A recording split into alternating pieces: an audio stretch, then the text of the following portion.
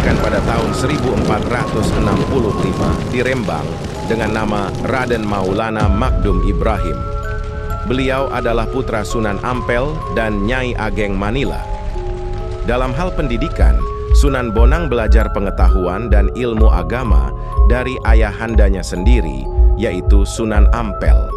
Ia belajar bersama santri-santri Sunan Ampel yang lain seperti Sunan Giri, Raden Patah, dan Raden Kusen.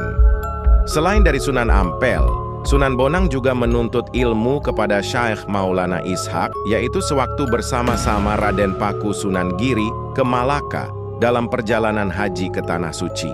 Sunan Bonang dikenal sebagai seorang penyebar Islam yang menguasai ilmu fikih, usuluddin, tasawuf, seni, sastra, arsitektur, dan ilmu silat dengan kesaktian dan kedigdayaan menakjubkan. Bahkan, masyarakat mengenal Sunan Bonang sebagai seseorang yang sangat pandai mencari sumber air di tempat-tempat yang sulit air. Babat Daha Kediri menggambarkan bagaimana Sunan Bonang dengan pengetahuannya yang luar biasa bisa mengubah aliran Sungai Brantas sehingga menjadikan daerah yang enggan menerima dakwah Islam di sepanjang aliran sungai menjadi kekurangan air. Bahkan sebagian yang lain mengalami banjir. Sepanjang perdebatan dengan tokoh Butolokaya yang selalu mengecam tindakan dakwah Sunan Bonang, terlihat sekali bahwa tokoh Butolokaya itu tidak kuasa menghadapi kesaktian yang dimiliki Sunan Bonang. Demikian juga dengan tokoh Nyai Pluncing yang kiranya seorang Bhairawi penerus ajaran ilmu hitam calon arang yang dapat dikalahkan oleh Sunan Bonang. Sunan Bonang banyak mengubah sastra berbentuk suluk atau tembang tamsil. Antara lain suluk Wijil yang dipengaruhi kitab Al-Shidik karya Abu Sa'id Al-Khair. Sunan Bonang juga mengubah tembang Tombo Ati dari bahasa Jawa berarti penyembuh jiwa yang kini masih sering dinyanyikan orang. Ada pula sebuah karya sastra dalam bahasa Jawa yang dahulu diperkirakan merupakan karya Sunan Bonang dan oleh ilmuwan Belanda seperti Schrick disebut Het Boek van Bonang atau buku Sunan Bonang. Tetapi oleh G.W. Drewes, seorang pakar Belanda lainnya, dianggap bukan karya Sunan Bonang, melainkan dianggapkan sebagai karyanya. Dia juga menulis sebuah kitab yang berisikan tentang ilmu tasawuf, berjudul Tanbihul Ghafilin. Kitab setebal 234 halaman ini sudah sangat populer di kalangan para santri. Sunan Bonang juga mengubah gamelan Jawa yang saat itu kental dengan estetika Hindu, dengan memberi nuansa baru.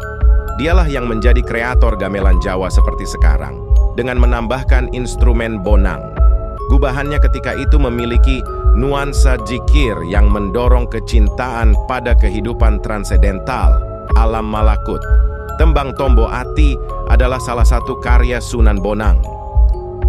Dalam pentas pewayangan, Sunan Bonang adalah dalang yang piawai membius penontonnya. Kegemarannya adalah menggubah lakon dan memasukkan tafsir-tafsir khas Islam, kisah perseteruan Pandawa Kurawa. Sunan Bonang juga terkenal dalam hal ilmu kebatinannya. Ia mengembangkan ilmu zikir yang berasal dari Rasulullah. Kemudian dia kombinasi dengan kesimbangan pernapasan, butuh rujukan yang disebut dengan rahasia Alif Lam Mim, yang artinya hanya Allah yang tahu.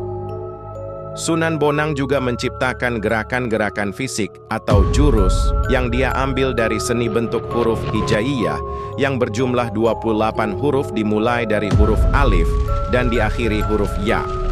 Ia menciptakan gerakan fisik dari nama dan simbol huruf hijaiyah adalah dengan tujuan yang sangat mendalam dan penuh dengan makna.